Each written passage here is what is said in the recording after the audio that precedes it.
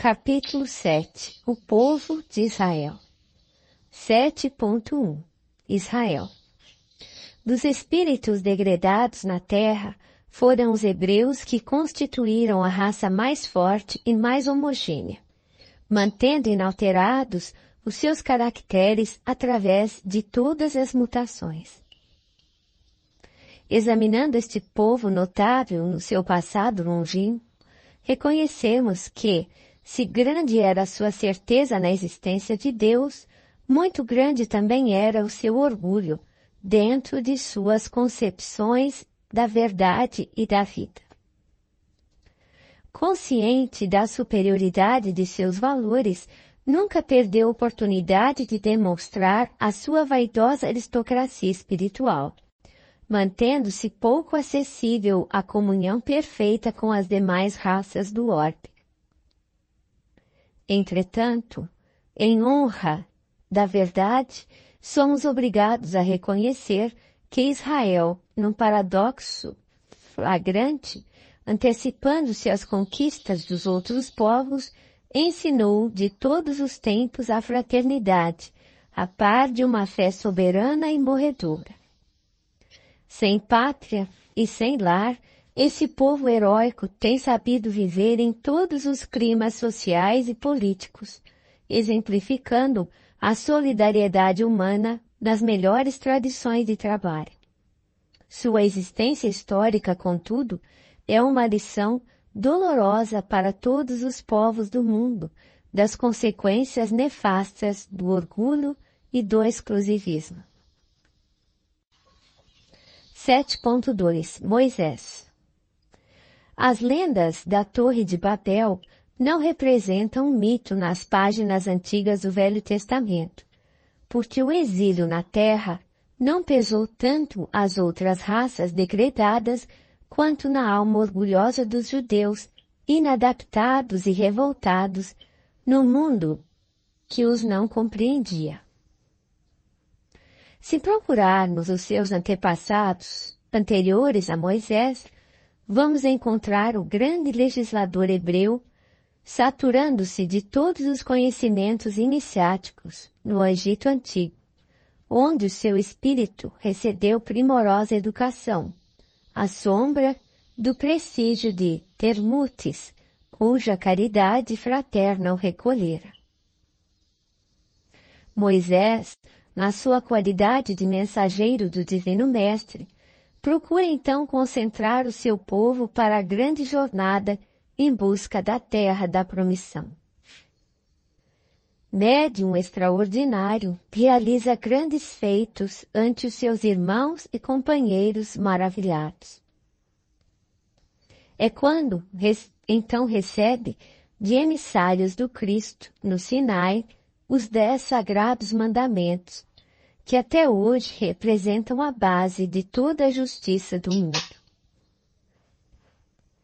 Antes de abandonar as lutas da terra, na estática visão da terra prometida, Moisés lega à posteridade as suas tradições no Pentateuco, iniciando a construção da mais elevada ciência religiosa de todos os tempos, para as coletividades por vindouras. 7.3. O judaísmo e o cristianismo. Estudando-se a trajetória do povo israelita, verifica-se que o Antigo Testamento é um repositório de conhecimentos secretos dos iniciados do povo judeu e que somente os grandes mestres da raça poderiam interpretá-lo fielmente nas épocas mais remotas. Eminentes espiritualistas franceses, nestes últimos tempos, procuraram penetrar os seus obscuros segredos e, todavia, aproximando-se da realidade com referência às interpretações, não lhe foi possível solucionar os vastos problemas que as suas expressões oferecem. Os livros dos profetas israelitas estão saturados de palavras enigmáticas e simbólicas, constituindo um monumento parcialmente decifrado da ciência secreta dos hebreus. Contudo, e não obstante a sua feição esfingética, é no conjunto um poema de eternas claridades. Seus cânticos de amor e de esperança atravessam as eras com o mesmo sabor indestrutível de crença e de beleza. É por isso que, a par do Evangelho, está o Velho Testamento, tocado de clarões imortais para a visão espiritual de todos os corações. Uma perfeita conexão reúne as duas leis que representam duas etapas diferentes do progresso humano. Moisés, com a expressão rude da sua palavra primitiva, recebe do mundo espiritual as leis básicas do Sinai, construindo desse modo o grande alicerce do aperfeiçoamento moral do mundo. E Jesus, no Tabor, ensina a humanidade a desferir das sombras da terra o seu voo divino para as luzes do céu. 7.4. O monoteísmo. O que mais admira, porém, naquelas tribos nômades e desprotegidas é a fortaleza espiritual que lhes nutria a fé nos mais arrojados e espinhosos caminhos.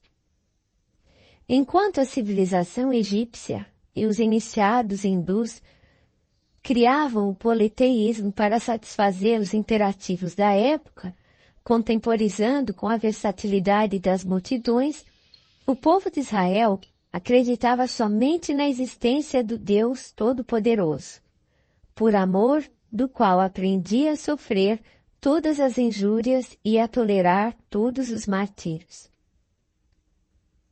40 anos no deserto representaram para aquele povo como que um curso de consolidação da sua fé contagiosa e ardente. Seguiu-lhe Jesus todos os passos, assistindo-o nos mais delicados momentos de sua vida. E foi ainda, sob o palio da sua proteção, que se organizaram os reinos de Israel e de Judá, na Palestina. Todas as raças da terra devem aos judeus esse benefício sagrado, que consiste na revelação do Deus único, Pai de todas as criaturas e providência de todos os seres. O grande legislador dos hebreus trouxera a determinação de Jesus com respeito à simplificação das fórmulas iniciáticas para a compreensão geral do povo. A missão de Moisés foi tornar acessível ao sentimento popular as grandes lições que os demais iniciados eram compelidos a ocultar. E, de fato, no seio de todas as grandes figuras da antiguidade, destaca-se o seu vulto como o primeiro a rasgar a cortina que pesa sobre os mais elevados conhecimentos, filtrando a luz da verdade religiosa para a alma simples e generosa do povo. 7.5. A escolha de Israel. No reino de Israel, sucederam-se as tribos e os enviados do Senhor. Todos os seus caminhos no mundo estão cheios de vozes proféticas e consoladoras acerca daquele que ao mundo viria para ser glorificado como Cordeiro de Deus. A cada século, renovam-se as profecias e cada tempo espera a palavra de ordem dos céus através do Salvador do mundo.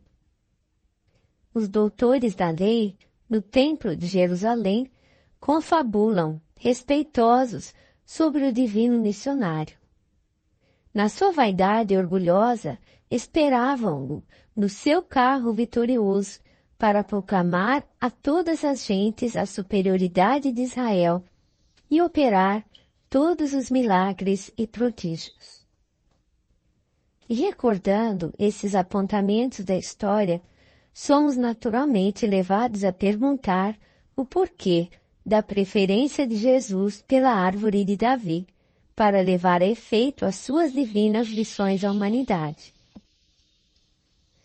Mas a própria lógica nos faz reconhecer que, de todos os povos de então, sendo Israel o mais crente, era também o mais necessitado, dado a sua vaidade exclusivista e pretensiosa. Muito se pedirá de quem muito haja recebido. E os israelitas haviam conquistado muito do alto em matéria de fé, sendo justo que se exigisse um grau correspondente de compreensão em matéria de humildade e de amor. 7.6 A incompreensão do judaísmo. A verdade, porém, é que Jesus, chegando ao mundo, não foi absolutamente entendido pelo povo judeu. Os sacerdotes não esperavam que o Redentor procurasse a hora mais escura da noite para surgir na paisagem terrestre. Segundo a sua concepção, o Senhor deveria chegar no carro magnificente de suas glórias divinas, trazido do céu à terra pela legião dos seus tronos e anjos. Deveria humilhar todos os reis do mundo, conferindo a Israel o cetro supremo na direção de todos os povos do planeta. Deveria operar todos os prodígios, ofuscando a glória dos Césares. E, no entanto, o Cristo surgira entre os animais humildes da manjedoura. Apresentava-se como filho de um carpinteiro, e no cumprimento de sua gloriosa missão de amor e de humildade, protegia as prostitutas, confundia-se com os pobres e com os humilhados, visitava as casas suspeitas para de lá arrancar os seus auxiliares e seguidores. Seus companheiros prediletos eram os pescadores ignorantes e humildes, dos quais fazia apóstolos bem-amados. Abandonando os templos da lei, era frequentemente encontrado ao longo do Tiberíades, em cujas margens pregava aos simples a fraternidade e o amor, a sabedoria e a humildade. O judaísmo, saturado de orgulho, não conseguiu compreender a ação do celeste emissário. Apesar da crença fervorosa e sincera, Israel não sabia que toda a salvação tem de começar no íntimo de cada um, e cumprindo as profecias de seus próprios filhos, conduziu aos martírios da cruz o divino Cordeiro. 7.7 No porvir. As organizações dos doutores da lei subsistiram no curso incessante dos tempos. Embalde, esperaram eles outro Cristo, nestes 2 milênios que ora chegam a termo. A realidade é que um sopro de amargura pesou mais fortemente sobre os destinos da raça, depois da ignominiosa tarde do Calvário. As sombras simbólicas que caíram sobre o templo de Jerusalém acompanharam igualmente o povo escolhido em todas as diretivas, pelas estradas longas do mundo, com amplos reflexos no ambiente contemporâneo. Israel continua a cultuar o Deus Todo-Poderoso dos seus profetas. Seus rituais prosseguem em pontos isolados do orbe inteiro. É talvez a raça mais livre, mais internacionalista, mais fraternal entre si, mas também a mais altiva e exclusivista do mundo. Apesar de não ter uma pátria, e não obstante todas as perseguições e clamorosas injustiças experimentadas nas suas jornadas de sofrimento, Israel faz o seu roteiro através das cidades tumultuosas, esperando o Messias da sua redenção e da sua liberdade. Jesus acompanha-lhe a marcha dolorosa através dos séculos de lutas expiatórias e regeneradoras.